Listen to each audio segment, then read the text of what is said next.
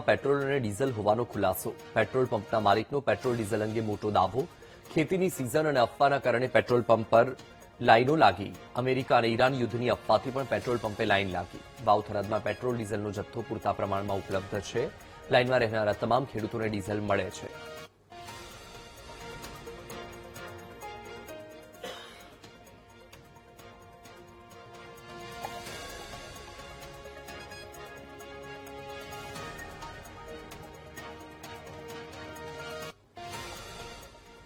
આમ અછત નથી, કારણ કે ડીઝલ એમ ધીરે ધીરે આવતું રહે છે, પણ ખેડૂતોની સિઝન આવવાથી ખેડૂતોને એમ થાય છે કે હવે ડીઝલ પેટ્રોલ નહીં મળે, એના હિસાબે થોડી લાઈનો વધારે થાય છે.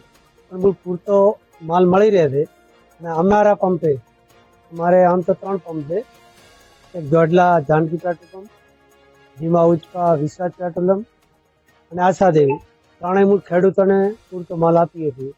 અને અછતનું કારણ તો હવે વિશ્વ યુદ્ધ ચાલતું હોય, અમેરિકા અને ઈરાનનો, એની અફવાઓથી બધી વાતો ચાલે છે, પણ એટલી બધી અછતનું કારણ નથી. એમ અમારા ડેપોમાંથી કંપનીઓ પેટ્રોલ ડીઝલ તો આપે જ છે, પણ લાઈનોના કારણે થોડી અછત રહે છે.